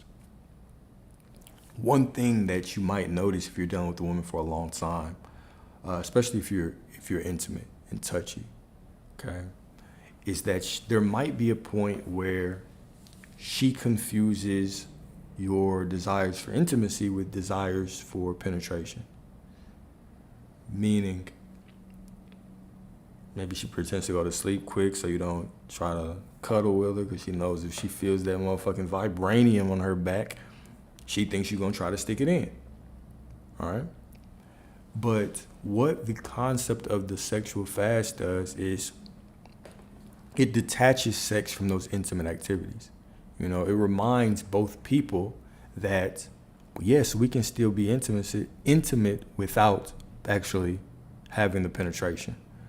And what you'll see is even if you do this long enough, right, you do it for a month, let's say you do 30 days, you do 60 days here and there, right, is that y'all recharge your sexual drive. So neither one of y'all is releasing or playing with yourself, okay? But even in the process of 60 days, what you should realize is by the time you get to like 20, 30, 40, it should be difficult for y'all to not have sex still, right? That's the point, is that, you reconnect on an intimate basis, but then all of a sudden you start saying, okay, cool, we still do have this sexual attraction. So it builds the bond deeper, okay? But keep in mind, these are married cases, maybe long-term relationship, right? But, if you're meeting in the beginning and, off top, there's no desire for intimacy, well, shoot, I would ask the question, because you said he was a good man,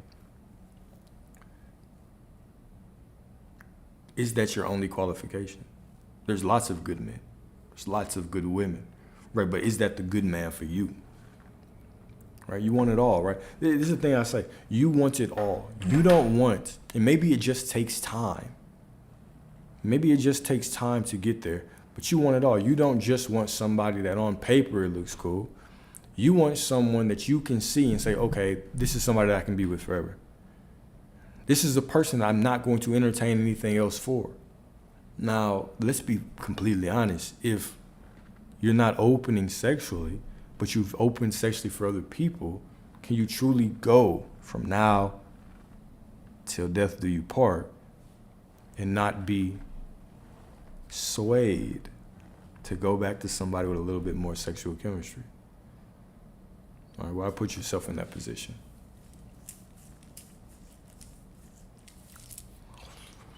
Why put yourself in that position?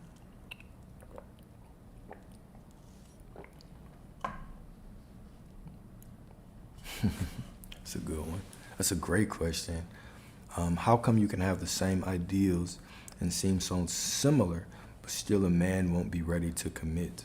Oh, y'all getting into the relationship topics. I like this. All right, so it can be multiple reasons, right?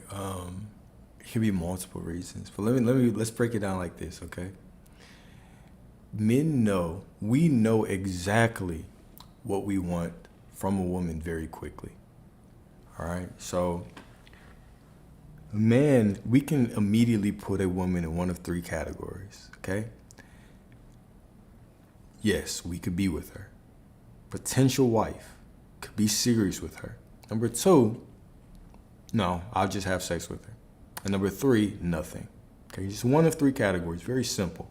Now, you could move down. You could go from prospect wife to just sex. You can go from just sex to nothing, but to move up, miracle.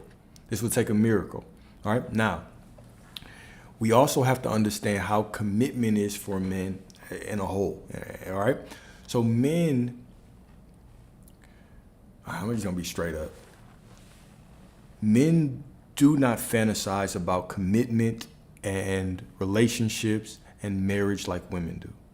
Men don't grow up thinking about a wedding. Men don't grow up thinking about relationships for the most part.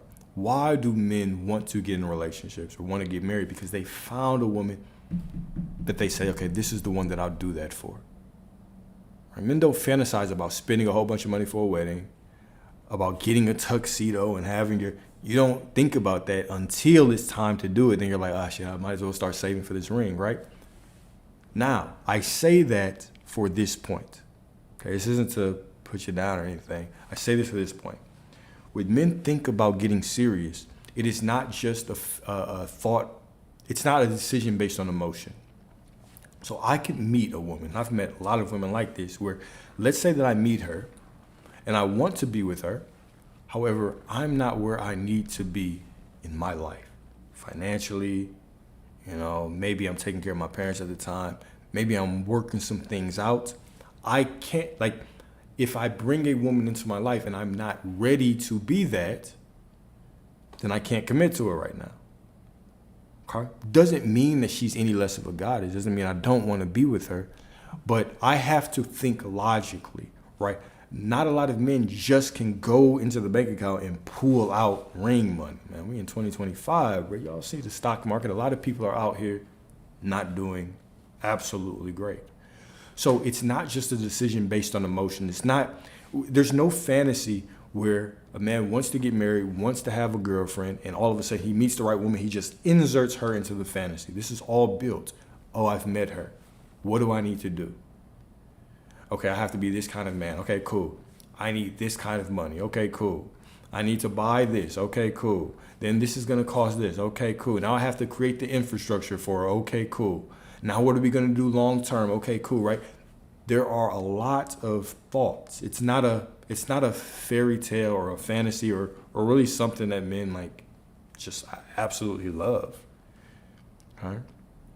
It's more of a process. So I say that to say there could be two reasons. Number one reason is that you could not be that person that he wants to commit to. Number two, There could be other things he's trying to get straight. Now, how do you really know that? Shit, he would have told you. Has he told you that he's still trying to get things straight? That he wants to be with you? And right now he's just better off this way? Or is it bullshit? You know, right? You know in your heart what it is. Right? There's no need to, try to make something out of nothing or overthink what you're being told.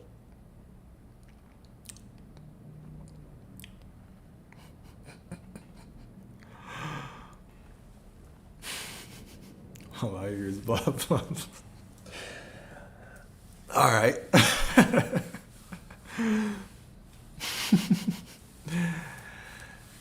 Have that conversation. Have that conversation. I often also hear, like, how long should I wait? How long should I stay? As long as you want. As long as you feel comfortable doing it, right? I would never, let's say that I had this conversation with a woman, and I have had this conversation with several women. Because I've had times in my life where I was not doing well. And just unfortunately, it's just like, the times you're not doing well is when you meet the best fucking women, right? But we had to go our separate ways, whether it was quickly or a little bit later down the line, or whatever the situation called for whenever we talk. But, you won't know until you know. Why do some unhealthy-minded men who can't afford your lifestyle attempt to humble you? Insecurity? Define humble you. Define that. I say people in general try to put other people down to kind of inflate themselves, right? That's like a natural low consciousness thing to do. If I don't feel good with myself, I'm gonna, try to bring somebody down. I don't even bring them down to bring them down. I bring them down to bring me up, right? We see that across the board. Men and women do that. But it's more so a indictment on your level of consciousness if you're doing that, man or woman, right? But I don't know why it just clicked to me. I haven't just been really scrolling like that in a minute, but there was one, I used to see a lot of posts that were like, this is how you humble a woman, right? So I guess that is a thing. Now, why would you do that? I'm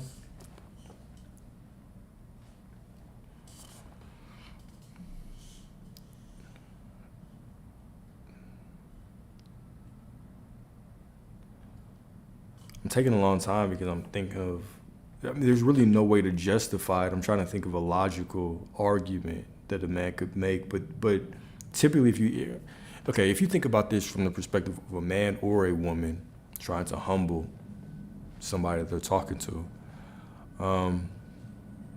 just the term, like trying to humble somebody, trying to silence the divine within them. Fuck, I don't know. Shit. I do not know.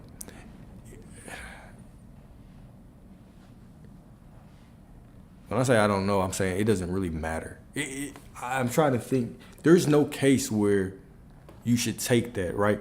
When you are looking for a divine reflection, when you are looking for somebody to be with, you want someone who sees the divine in you. This is what your soul craves. You want someone that says, do not dim your light for me. I will not allow you to dim your light. I will always speak life to you. I want you, I see you as better than you are. The moment that someone tries to bring you down, right? This is just a telltale sign it's not the one for you. That's all it means, right? I can't think of any situation where you would overlook that and say, you know what? Let me try again with that. Absolutely not. Absolutely not. It could be. It could be. It could be in a man. That could be.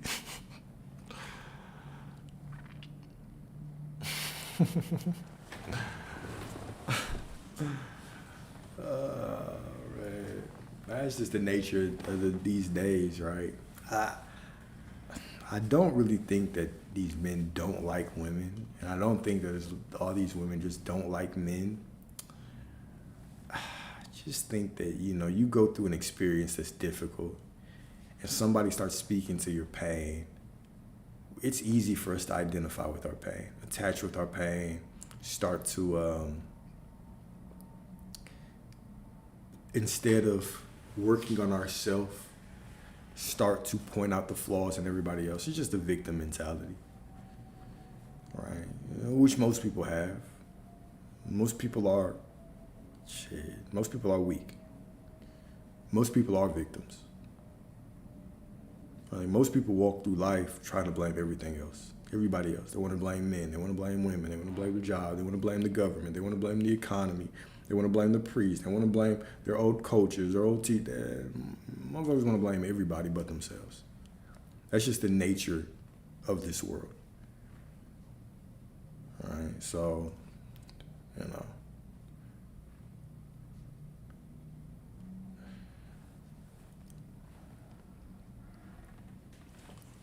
tired of being hurt, for sure.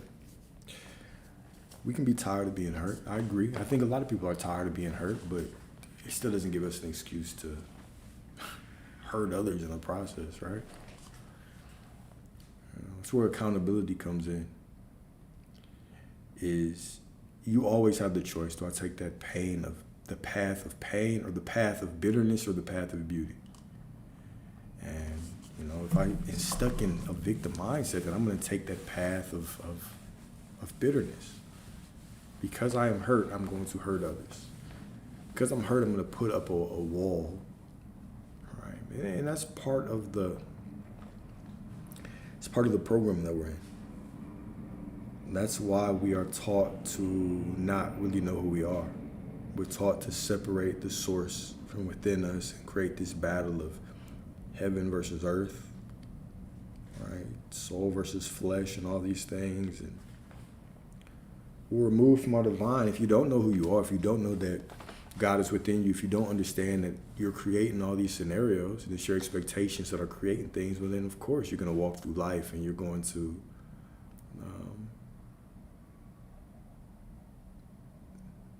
blame the mirror for what you're doing.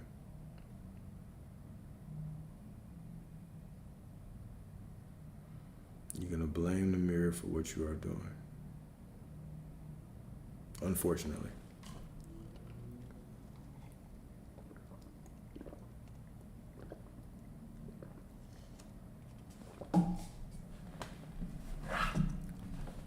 Unfortunately, man.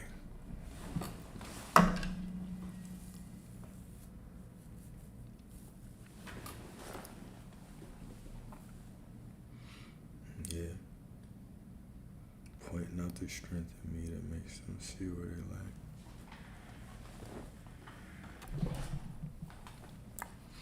I can see that. I can see that. I can see that. I wonder if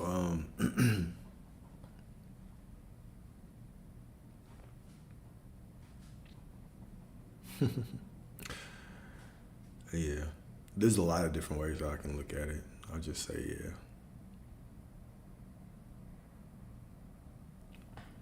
I'll just say yeah.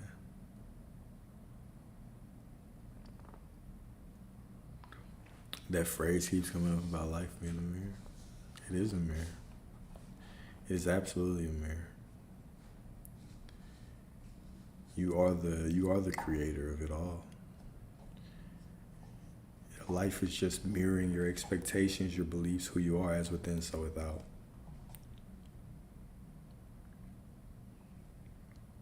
As within, so without.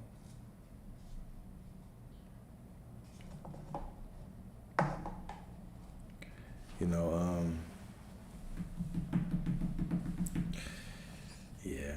I was going through the comments of the live we did earlier today, and there was a comment like, I wish we were taught this in school. What's the reason we're not, right?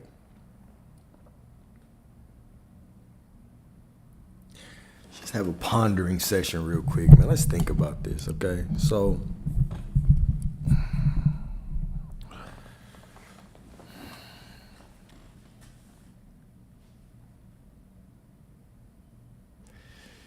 if there was no, let's say that there was no structure. Let's talk about anarchy for a little bit. Let's say that there was no government. Because really, what does government mean, right? Ment is mind, your mental, your mind, to govern your mind, right? So the purpose of the government is to govern your mind, right? If there was no government, how do you think that the world would be? How do you believe that people would act? Truly think about it, right? Think about this from the perspective of everybody being you. Don't just respond and say it would be chaos, but think about it in terms of what you would do. What would you be grateful for? Right? I can grow my own food. Wouldn't have to have, I'll be glad that nobody around me, nobody that I love has to work anymore. We could actually enjoy time and fellowship and talk together and be together. All right? Yeah. Don't get me started on the police, man. Even if you think about the nature of the police, right? Which I've talked about, because we did have a discussion. We went over the Willie Lynch letters, right? But even when you think about the nature of the police, when Europeans came over here back in the 1400s, whether you believe we were brought from Africa or not, it's irrelevant. There were two types of workers. There were slaves and there were indentured servants, right? Indentured servants could actually work for their freedom. So they would be slaves for a little bit, and then all of a sudden they would be able to buy back their freedom. They might have been in debt for something, right? But because these slaves and indentured servants stayed together, because the indentured servants were actually Europeans at the time, they would have sex, right? They would have children. They became very difficult to differentiate and to control. So what happened? There was a system that was implemented. If you were a Negro, if you were a melanated being, if your ass was dark like me, you were considered a slave. If you were lighter, you were an indentured servant. Well, not an indentured servant. You were just a servant, right? So what they actually did with these servants is they made them the slave patrol, right? So their job, right? Because to divide, if you want to control, you have to divide the people. It's the people against the people, right? That's why you got poor blacks and poor whites fighting, right? They want to divide you and then focus on you so you're focused on the wrong enemy. All right, so what was the job of the slave patrol? To catch runaway slaves, to instill fear in them. How did they do that? By beating the shit out of them, doing all kinds of ungodly things in front of everybody to them, right? This is the first form of policing in America, was the slave patrol. Now, this evolved. What do we have? We had the Civil War, and then we had Juneteenth, and then slaves were quote unquote released, right? But then we had what? The Jim Crow laws were rolled in. And what did the Jim Crow laws do? They basically created, we had labor camps. So instead of the plantation, you had labor camps, right? Because, yeah, we're going to quote unquote free these slaves, but we still need to get to work. This is a corporation. America's a business. America's a business built on slavery, right? So we still need to get this work. So we have labor camps. Jim Crow laws rolled in. What did they say? Well, we can lock you up for anything. You jaywalking, we can put your ass in a labor camp and you will work for nothing. So we went from the plantation to the labor camps. All right. And then we would have former, right, Klan members. We had the Klan members now, right? But they all turned into the police. So we had the police, we had the judges that were just Klan members, right? Now we evolved to the prison. And of course we had the 3-strike rule, right? let me go a little bit deeper. All right, so back before like the civil rights movement, most of black people, let's just say melanated beings, worked in factories. Okay, they worked in factories. Now all of a sudden, when we had what was the act that was passed by Bill Clinton that started mass incarceration? What was it called? I'm going brain dead. It's been a long day.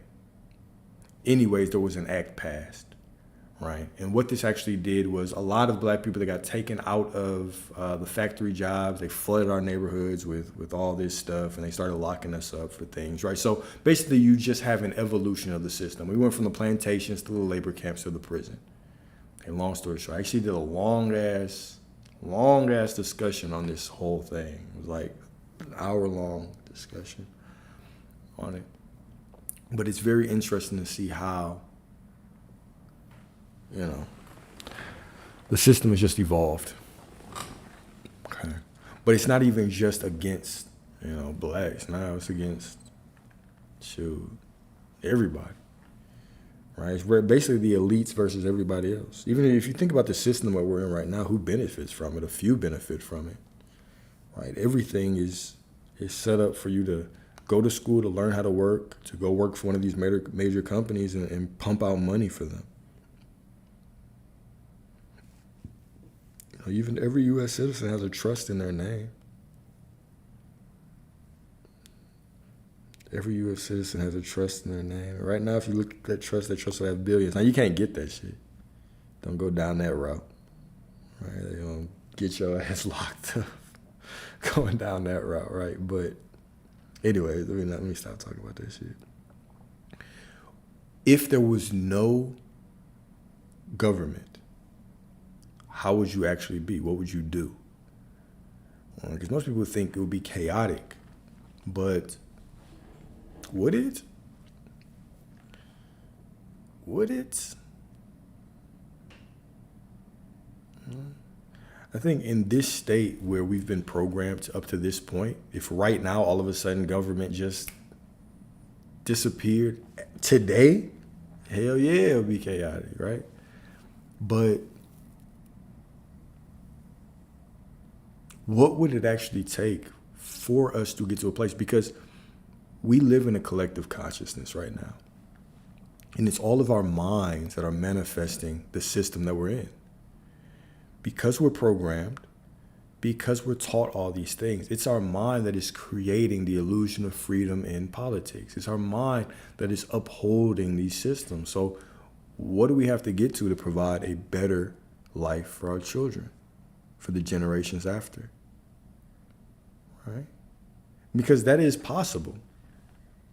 One of the reasons why I even do this is I'm like, man, look, maybe this will help the next version of me. He'll run across my videos and it'll help him to wake up.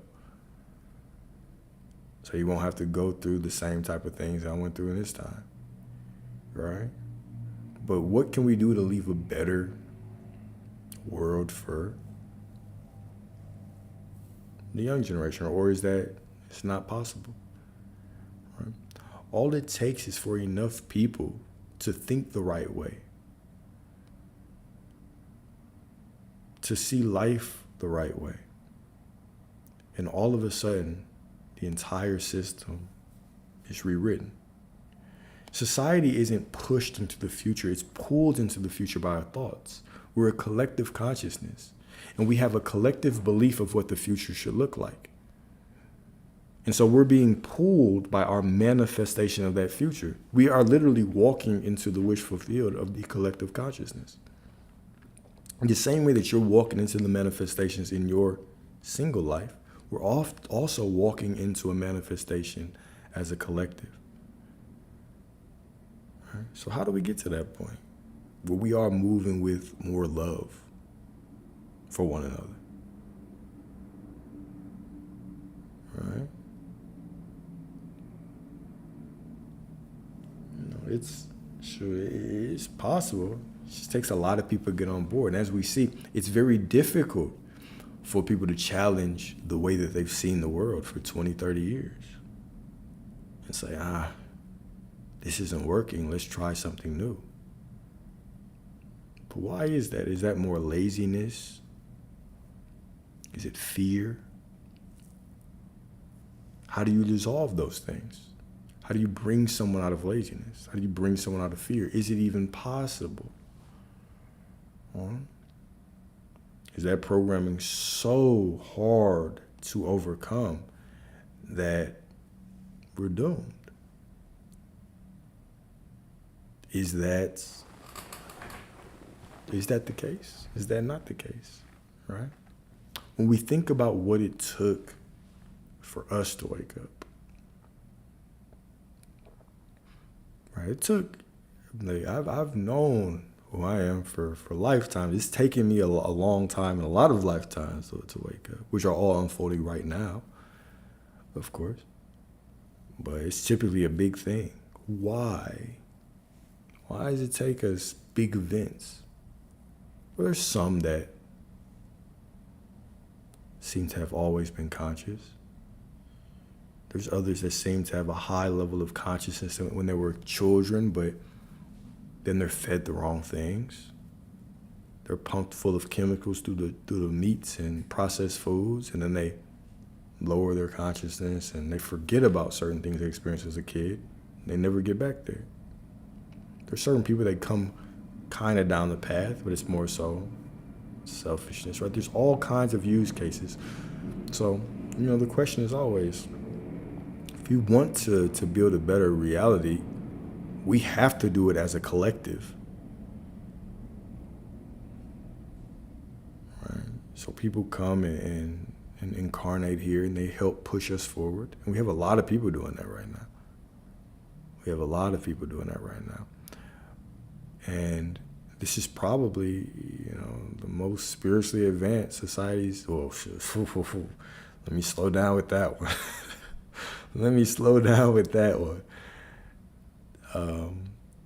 We're more spiritually advanced than our parents, which was no fault of theirs, right? And will the next generation be more spiritually advanced? It's really how it should be, right? Every generation should be better than the last, right?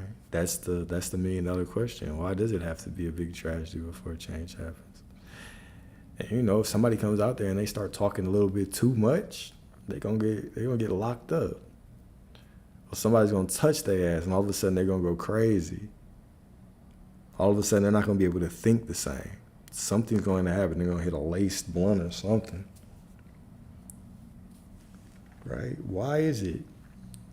Why is that? Right? So there's so many forces at play we have to be mindful of, but just something interesting to think about. Because this planet could be completely different. A lot of the constructs that we're in, they don't have to be there. The concept of money, we think it has to be here because we're used to it. But really? We survived without it before.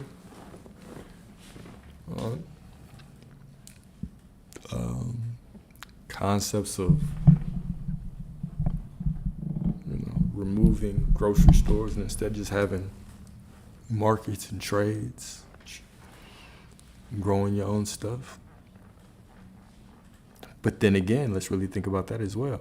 Is that truly the life that a lot of people want? A lot of people like the materialist, like materials, right? So that love of materials, you're going to constantly be manifesting a future that has more of those materials to chase, right? So there's so many ways to think about it. Sure, I could have my ideal state of the future, but everybody has their own ideal. What manifests as a collective? Or is it possible for certain people to just go live off grid and check out of humanity? Yeah, it's possible too. Whole bunch of different ways to think about it, man. Okay. But anyways, I've been running off on this live. It's about 10:23. leave y'all with some affirmations, and let y'all have a beautiful night. All right, I see you all as beautiful, as divine, as powerful, as gods, as goddesses. All right? Everything that you desire, you're already in alignment with it. And it's all unfolding from within you perfectly. Right? Walk into it with the knowing that you and your Father are one, but your Father goes before you and does all the work. Okay, you are prosperity. You could be nothing less because you are source. You are love. You could be nothing less because you are source. You are worthy, and you could be nothing less because you are source. Right? If you do not feel worthy or loved or perfect, it's okay, because I see you as that way anyway. So I know that it must be true. Right? Y'all have a beautiful, divine evening. Right? If you're a father, man, happy Father's Day. Happy Father's Day to my gods, man. You know, the world wouldn't be the same without you. All right? Hope y'all have a beautiful, beautiful day. All right? Hope you get appreciated. All right? Hope you appreciate yourself, my brother. All right? But y'all have a good one, a great one, a perfect one. And women, don't shortchange the men in your life for Father's Day. All right? Do something special for them. All right? Y'all have a good one. And until next time, peace. Y'all stay prosperous.